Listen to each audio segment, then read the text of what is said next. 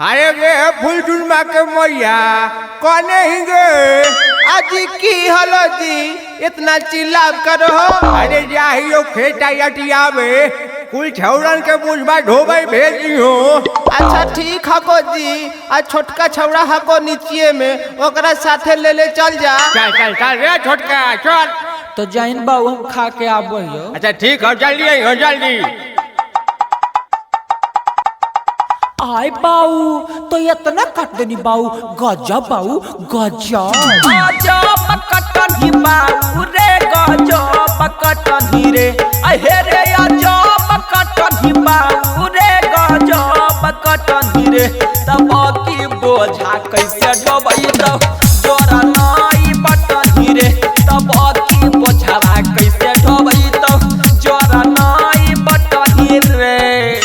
अरे रे झिया चोटा गजब बाऊ गजब, देखी वजह भोजैया बैठल ह कहीं गही आवे ले पिछुआ से आते ही आओ।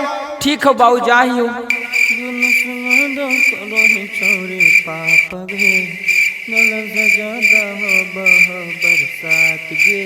आगे भौजी गे बाऊ कल खुन गही आवे ले बोझो बानी जब अजी ठीक हको जी जाइयो।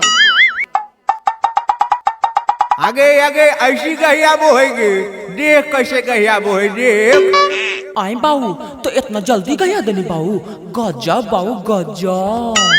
एक आटी तू आटी नाई लावई भौजी गे, एक आटी तू आटी नाई लावई भौजी गे। जैसे लाबो हऊ बाऊ भर गाही औसे लावई भौजी गे, जैसे लाबो हऊ बाऊ भर गाही औसे लावई भौजी गे।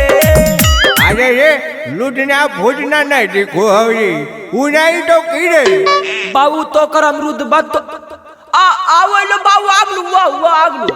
अरे रे तोरा कालियो बोझबा ढोबेले आ तो गनी दोसरा अमरूद तोड़े ले। उठा बोझबा दो जल्दी जल्दी। ठीक हो बाऊ गजब बाऊ गजब। ओझा ठोबैली